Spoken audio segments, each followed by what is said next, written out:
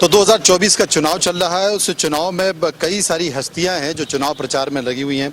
ऐसे में प्रदेश के एक बड़े आदिवासी नेता, और सबसे बड़ी खासियत है कि मध्य प्रदेश की जितनी भी आदिवासी सीटें हैं, चाहे वो मालवा क्षेत्र की हों, चंबल क्षेत्र में हो, उनमें ड्यूटी लगाई गई है। और इसके तहत आखिर क्या स्थिति कही जाती है, क्या समीकरण 2024 का इलाके की स्थिति है, वहाँ का वोट परसेंटेज क्या है, पहले दौर की वोट हो चुकी है। इस वक्त हमारे साथ मौजूद हैं सांसद राज्यसभा। एक बात मैं आपसे पूछना चाहता हूँ, इस बार का लोकसभा चुनाव क्या कहते हैं? देखिए, इस बार का लोकसभा चुनाव है, देश की यशस्वी प्रधानमंत्री माननीय नरेंद्र मोदी जी के नेतृत्व में लड़ा जा रहा है। और इस चुनाव में खासकर गरीब जनता का जो कल्याण हुआ है पिछले 10 सालों में, विकास के मुद्दों पर चुनाव लड़ा जा रहा है। मोदी जी के नेतृत्व में चुनाव लड़ा जा रहा है। और अब की बार देश की जनता का, और खासकर मैं उस क्षेत्र की बात करूं जहां आदिवासी हमारे समाज के भाई और बहन रहते हैं, उस क्षेत्र की जनता का विश्वास भारतीय जनता पार्टी के साथ है, मोदी जी के साथ है। और मोदी जी की गारंटी की वजह से पहला जो मतदान हुआ है मध्य प्रदेश की 6 सीटों पे, वहाँ पर वोटिंग परसेंटेज कम हुआ है। ऐसा कहा जाता है कि वोटिंग परसेंटेज अगर कम हो तो फिर वो कहीं ना कहीं बीजेपी के लिए एक तकलीफ होती है। नहीं, वोटिंग परसेंटेज है, ठीक है, वोटिंग परसेंटेज इतना भी कम नहीं है। जो पिछली बार की तुलना में आज 1-2% का अंतर है, कहीं जगह बड़ा भी है। और आने वाले दूसरे चरणों में भी वोटिंग परसेंटेज बढ़ेगा और आदिवासी सीटों पर हम सब भारतीय जनता पार्टी के सांसद जीते। 2024 का चुनाव चल रहा है और 2024 के चुनाव में एक बार फिर से गुना लोकसभा पर सबकी नजर बनी हुई है। ज्योतिरादित्य सिंधिया, जो कि पहले भी कई साल से यहाँ पर उपस्थिति दे चुके हैं, विकास के नाम पर चुनाव लड़ रहे हैं। मोदी के चेहरे पर चुनाव हो रहा है, मोदी की गारंटी पर चुनाव हो रहा है। इस वक्त सिंधिया जी हमारे साथ मौजूद हैं, हम उनसे पूछेंगे इस बार का चुनाव क्या कुछ कहता है। सिंधिया जी, 2024 का चुनाव क्या कहता है? 2024 के चुनाव में प्रधानमंत्री जी के नेतृत्व में केवल चुनाव नहीं, भारत विश्व पटल पर अग्रसर हो रहा है। भारत विश्व पटल पर नक्षत्र की तरह उभर रहा है। और वो भारत जमीनी स्तर से ज्ञान को समेटते हुए, गरीब को समेटते हुए, युवा को समेटते हुए, अन्नदाता को समेटते हुए और नारी शक्ति को समेटते हुए, ग, य, आ और न, ज्ञान को समेटते हुए आज भारत विश्व पटल पर अग्रसर हो रहा है प्रधानमंत्री जी के नेतृत्व में।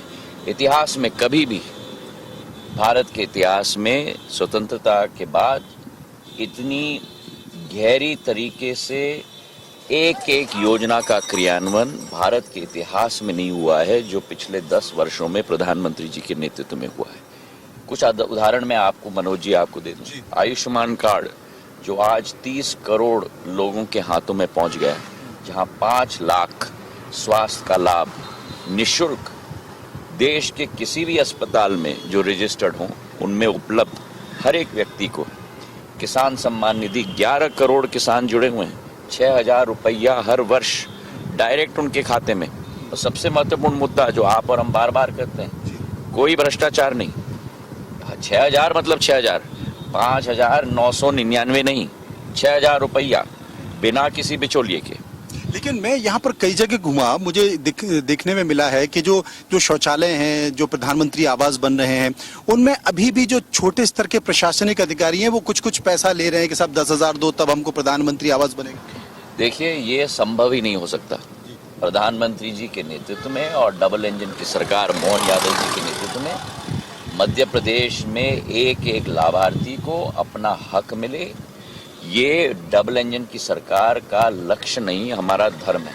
और अगर ये कोई भी ऐसी सूचना आती है तो सख्त से सख्त कार्रवाई होगी और एक एक व्यक्ति के विरुद्ध एक्शन लिया जाएगा। इस बार जो चुनाव हो रहा है, खाऊंगा और ना खाने दूंगा, ये पक्का है।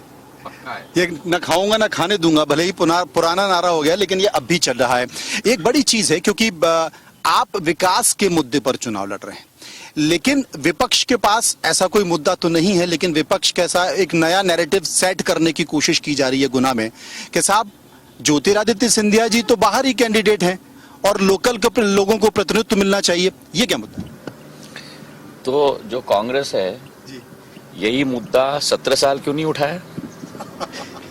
मैंने ये सवाल पूछा कि अभी जब बीजेपी में चले गए तो मुद्दा उठा रहे, जब कांग्रेस में थे। मेरे पूज्य पिताजी 15 साल इस क्षेत्र का नेतृत्व करते थे, तब उनका टिकट क्यों नहीं काटा? और जब मेरी आजी अम्मा पहली बार कांग्रेस से चुनाव लड़ी थी 1952 में, गुना से, तब उनका टिकट क्यों नहीं काटा? अगर सिंधिया परिवार गुना का नहीं है तो मैं पूछना चाहता हूं कौन गुना का है?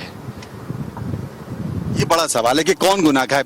एक सवाल मैं पूछना चाहता हूं आपसे, क्योंकि जो कांग्रेस के कैंडिडेट हैं उनके भाई आपके समर्थन में प्रचार कर रहे हैं, वो कांग्रेस से खड़े हुए हैं। खजुराहो में ऐसा हुआ कि फॉर्म जो था उसमें कुछ गलतियां हो गई हैं और कैंडिडेट ही बाहर हो गया इंडिया गठबंधन का। अभी भी वक्त है, क्या गुना में भी ऐसी घटना घट सकती है? देखिए, प्रजातंत्र में हर व्यक्ति को हक है प्रजातंत्र में जनता के समक्ष जाने का। मेरा प्रतिद्वंदी हो, चाहे कांग्रेस का प्रत्याशी हो, कोई और भी प्रत्याशी, हर प्रतिद्वंदी का पूरा मान सम्मान करना मेरा धर्म होता है। युद्ध के मैदान में भी धर्म का पालन होता था पुराने जमाने में, आज भी युद्ध के मैदान में मैं धर्म का पालन करता हूं। किसी प्रतिद्वंदी का मान सम्मान को कभी भी चोट न मिल पाए। ये पहली बार है क्या कि ये बार 2024 का लोकसभा चुनाव जो देख रहा हूं उसमें चूंकि विपक्ष के पास तो मुद्दे नहीं हैं, लेकिन मुद्दों के ऊपर सनातन भारी पड़ता दिख रहा है, मुद्दों के ऊपर श्री राम भारी पड़ते हुए दिखाई दे रहे हैं, ये क्या है? देखिए, भारत प्रधानमंत्री जी के नेतृत्व में आज समूचे रूप में उभर रहा है। और मेरा इसका कहने का तात्पर्य क्या है? मेरा कहने का तात्पर्य है कि भारत एक आर्थिक शक्ति के रूप में उभर रहा है। 11वीं आर्थिक शक्ति थे हम 2014 में, आज 5वीं बड़ी आर्थिक शक्ति बन गए। अगले 2 साल के अंदर हम तीन नंबर पे पहुंच जाएंगे, जर्मनी और जापान को पीछे छोड़ के प्रधानमंत्री जी के नेतृत्व में। पर उसी के साथ भारत एक आध्यात्मिक शक्ति के रूप में भी उभर रहा है।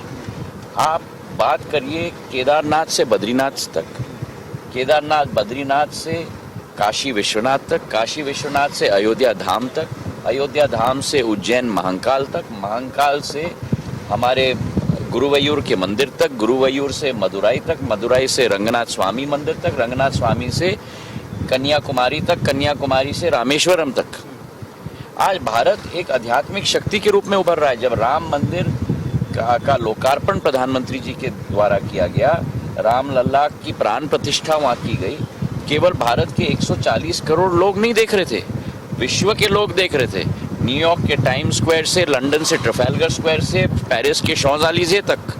तो भारत एक आध्यात्मिक शक्ति के रूप में उभर रहा है। तो सनातन धर्म जरूर एक मुद्दा बनेगा, और जो सनातन धर्म को नष्ट करना चाहते हैं उनके विरुद्ध हम सबको उठकर अपना, आज के ज़माने में हमारा अस्त्र शस्त्र हमारा मत है, उसका उपयोग करके उनको जवाब देना होगा। सबसे ज्यादा जो बयानबाजी होती है वो आपके बीच में और दिग्विजय सिंह जी के बीच में होती है। मेरी कोई बयानबाजी दिग्विजय सिंह जी की, राजा साहब के साथ कोई बयानबाजी नहीं होती। मेरे बुजुर्ग हैं, मैं उनका सम्मान करता हूँ। मैं कोई आपके पड़ोस से चुनाव लड़ रहे हैं, को लड़ने दो। मैंने कहा ना, हर एक व्यक्ति स्वतंत्र है। आपको उपस्थिति दर्ज करने जाना चाहिए कि नहीं जाना चाहिए बीजेपी से? जहाँ पार्टी मुझे भेज रही है मैं सब दूर जा रहा हूँ। अभी तो चुनाव कैंपेन तो अभी शुरू हुआ है। शुरू हुआ है। ये एक आपने गुना लोकसभा क्षेत्र में मैंने देखा, क्योंकि ग्वालियर में भी कई सारे विकास की चीजें हुई हैं, गुना में भी बहुत सारे विकास की चीजें हुई हैं, चाहे ट्रेनों का स्टॉपेज हो, मेडिकल कॉलेज हो, शिक्षा की बात हो, लेकिन कई साल से प्रयास आप करते रहे हैं। एक प्रयास, क्या आपको लगता है कि कुछ चीज है जो खटकती है, कुछ चीज जो रह गई हो, इस बार उसे जरूर करना है, यहाँ के लोगों को ध्यान में रखना? बहुत सारी चीजें करना है। विकास और प्रगति का चक्र मनु कभी भी समाप्त नहीं होता। अगर 10 चीजें हो जाती हैं तो 10 और चीजों की आशा और अभिलाषा मन में निकलती हैं हमारे क्षेत्र के लिए करने के लिए। जैसे आपने कहा, इंजीनियरिंग कॉलेज लग गया, पानी की योजना आ गई। ये सड़कें नहीं थी जब मैं आया था। यहाँ से मार्की मऊ जाने के लिए हम लोगों को 2 घंटे लगते थे। ये सड़कें हमने बनवाई हैं, ये खंबे हमने लगवाए हैं, ये तार हमने लगवाए हैं, डीपी लगवाई है, ट्रांसफार्मर लगवाई है। पर विकास और प्रगति का चक्कर निरंतर रहता है।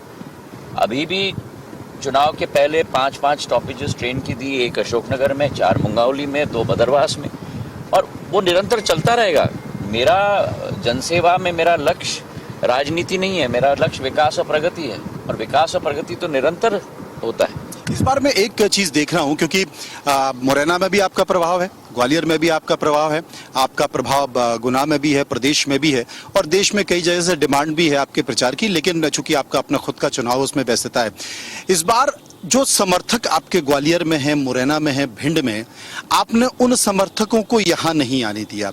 यही के लोकल के समर्थक आपके काम कर रहे हैं, जबकि वो आना चाहते हैं, प्रचार करना चाहते हैं। आपने कहा कि कोई नहीं आएगा, ये संकेत क्यों? क्योंकि मैं मानता हूं कि स्थानीय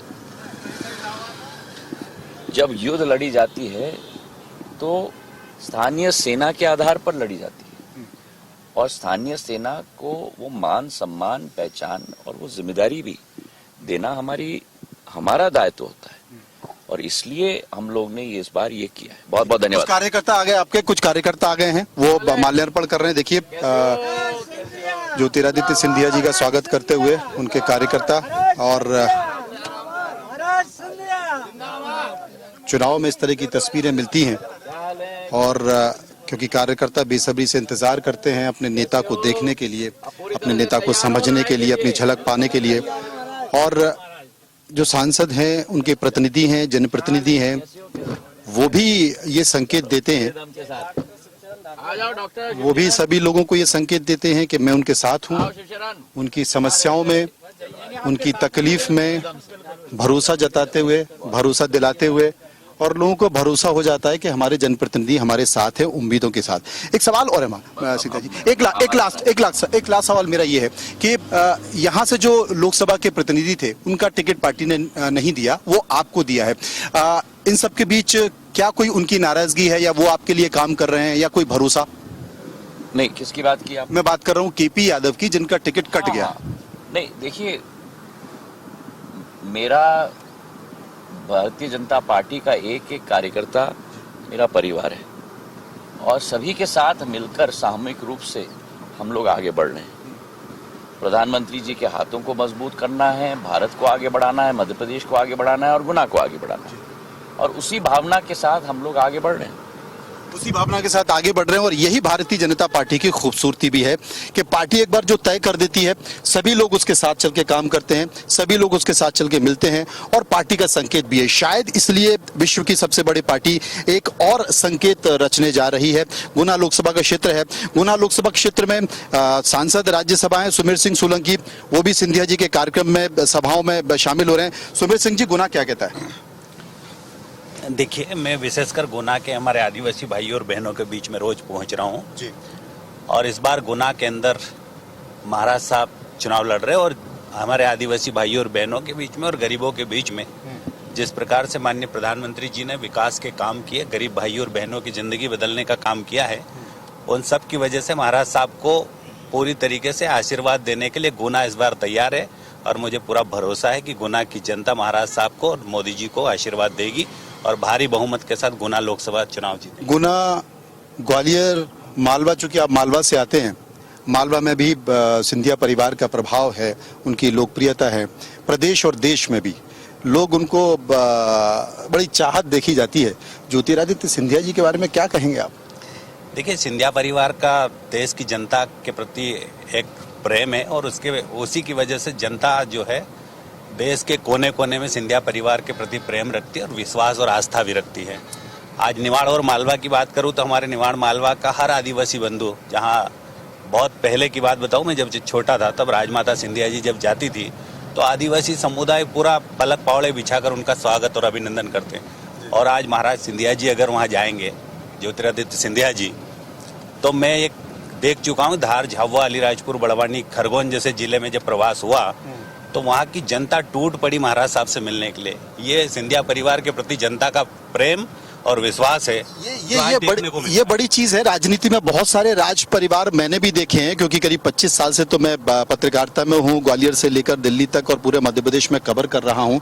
लगातार राजनीति में जब आप होते हैं, जनता के बीच जाते हैं, तो कहीं ना कहीं पब्लिक भी उन पुराने चेहरों को देखकर एक बोझिल सी हो जाती है। लेकिन सिंधिया परिवार की जो खासियत है, खासकर ज्योतिरादित्य सिंधिया जी की जो खासियत है, जैसे आपने बॉलीवुड में देखा है ना, तमाम फिल्म स्टार को जब जाते हैं तो सीटियां बजने लगती हैं, ताली बजने लगती है, और पब्लिक बस एक बार देखना चाहती है।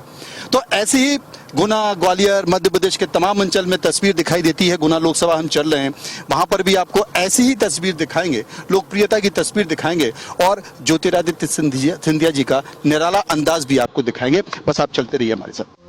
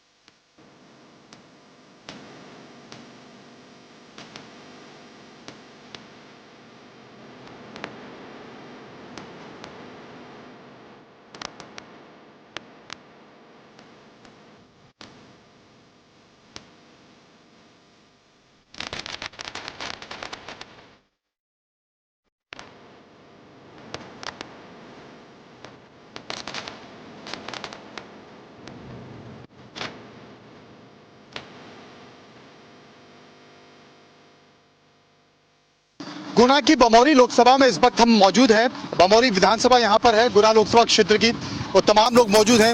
ये गांव का परिदृश्य है, यहाँ पर हाट लगती है। दादा, इस बार लोकसभा चुनाव में किन मुद्दों पर हो रहा है? क्या? लोकसभा चुनाव किन मुद्दों पर हो रहा है? अरे मैं कम सुनता हूँ। अच्छा, कम सुनते हो, यही बड़ा संकट है।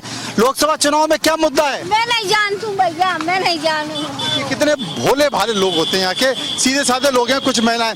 भाई साहब, इस बार लोकसभा चुनाव किस मुद्दे पर हो रहा है? होता है ना, बिजली, पानी, सड़क। अब क्या सनातन हो रहा है, राम मंदिर पे हो रहा है, मोदी पर हो रहा है, किस पे हो रहा है? सब हो रहा है, अच्छा काम हो रहा है। अच्छा काम हो रहा है। मुद्दा क्या है? हैं? मुद्दा क्या है लोकसभा चुनाव का मुद्दा? अब वैसे भाजपा ही आई। यही बात कर रहे हैं। महिलाएं कुछ हमारे साथ मौजूद हैं। ये बताओ, सरकार चल रही है, सरकार में खुश हो आप? बिल्कुल कोई समस्या नहीं है? कोई समस्या बिजली नहीं। की, पानी की? अरे कछु की नहीं है मोदी सरकार में। मोदी सरकार में कोई नहीं है। तो साहब ये बताओ, कोई समस्या नहीं है? क्या? कोई समस्या? नहीं, सरकार बढ़िया चल रही है? चल रही। बिजली, पानी, सड़क सब बढ़िया है? हाँ, बढ़िया है। और राम मंदिर? राम मंदिर भी चल रही है। अच्छा, कोई समस्या नहीं है? कोई समस्या नहीं। बिजली, पानी, सड़क नहीं है, नहीं समझ। कोई समस्या नहीं है। हमारे क्षेत्र की केवल एक ही मांग है कि हमारे क्षेत्र में सीएम राज स्कूल होना चाहिए। अच्छा, ये आदिवासी क्या है, आदिवासी क्षेत्र है और शिक्षा के मामले में बहुत ही कमजोर है। शिक्षा और स्वास्थ्य क्या हॉस्पिटल तो बन गई है, लेकिन डॉक्टर समय पर उपस्थित नहीं होते हैं। और स्कूल हैं, गांव-गांव स्कूल हैं, लेकिन मास्टर कोई समय पर नहीं आता है। तो फिर भी ये लगा के घूम रहे हो मोदी जी और सिंधिया जी, तो इन्होंने कहा है कि बिल्कुल सही समय पर सारी चीजें होंगी, फिर क्यों नहीं हो रही है? देखो, मोदी जी तो वहां से कर रहे हैं, केंद्र में बैठे हुए हैं। मोदी जी गांव-गांव थोड़ी आएंगे।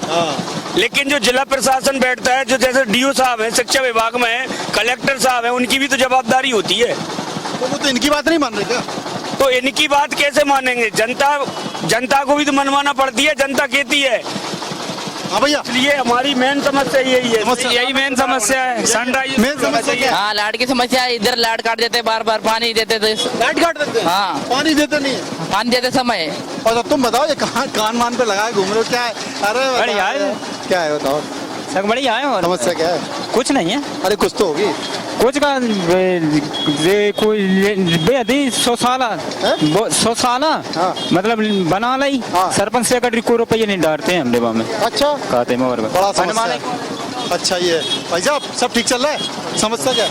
कोई समस्या नहीं। ओके रिपोर्ट है? Okay report. है? हाँ, मंदिर बनी गया, बिजली, पानी, सड़क सब बन नहीं है। बिजली है, बिजली है। सब कुछ है, कहीं कोई दिक्कत नहीं है। इस भी देखो, गन्ने की दुकान, ये गन्ने का, ये गर्मी पड़ रही है और गर्मी में बहुत ज्यादा आदमी जो है गन्ने के चक्कर में रहता है। देखो इधर आइए आप, एक आदमी भरी गर्मी में गन्ने का मजे ले रहे हैं। भाई साहब, क्या हो रहा है? क्या हो रहा है? क्या पी रहे हो? रस पी रहा है 60 का। अरे किसका रस पी रहे हो, ये तो बताओ। गन्ने का। गन्ने का रस पी रहे हैं? क्या बात है, क्या गर्मी नहीं लगेगी? गर्मी नहीं लगेगी? क्या पता? देखिए, ये छोटा हाट बाजार है, आदिवासी इलाके का छोटा हाट बाजार। गरम गरम जलेबी छन रही है, देखिए आप, गरम गरम जलेबी चल रही है, गरम गरम जो है क्या कहते हैं, जलेबी बन रही है, लोग यहाँ पर ले रहे हैं। हाँ साहब, कितने की जलेबी बिक जा रही है? 40 की पाव। 40 की पाव? अरे क्या बात है, ये शुद्ध है या मामला गड़बड़ है? शुद्ध है, शुद्ध। घी की है कि तेल की है? तेल। तेल की जलेबी। देखो, तेल की ज्यादा बिकती है कि घी की ज्यादा बिक रही है? तेल की है, तेल की। तेल की जलेबी बिक रही है साहब। देखिए, ये ग्रामीण महिलाएं जा रही हैं खेती में काम करने के लिए। अम्मा रुको, अरे रुको रुको, अरे रुको भाई, अरे अम्मा बात करना चाह रही, अरे भाई साहब रुको, अरे रोको भाई साहब रोको, अरे रोको यार, अम्मा बात करने जा रही, तुम ट्रैक्टर बना दो। अम्मा बताओ क्या समस्या है? क्या समस्या? हमको लाला पैसा में से साग बांध दे हमरे तो, साग पैसा बांध दे हमरे तो।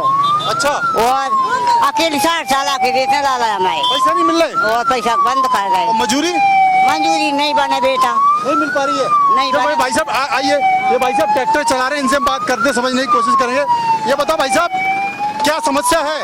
सब बढ़िया है साहब। समस्या ये पानी मानी की नल योजना हो जाए हमारे गांव में, धानबाड़ी पानी नहीं आ रही? हाँ। हाँ, वही समस्या, और कुछ नहीं समस्या नहीं। लंबा है, उधर से 2 किलोमीटर से आती है, जहीं रोड पे पास में।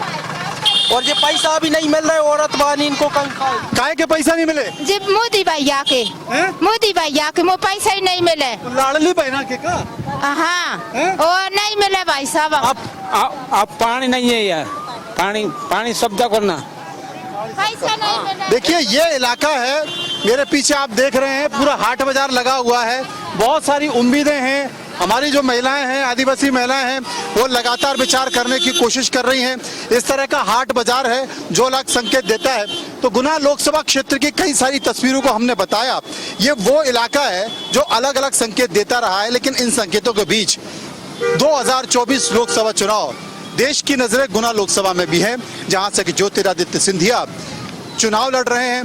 ये तमाम सारी तस्वीरें मैंने आपको इलाके को लेकर दिखाई, उनकी बातों को भी समझाया, और कुल मिलाकर इस पूरे इलाके का यानी कि गुना लोकसभा क्षेत्र का जो सफर है वो फिलहाल हम यहीं खत्म करते हैं। कैमरामैन दिनेश के साथ मैं मनोज मनी।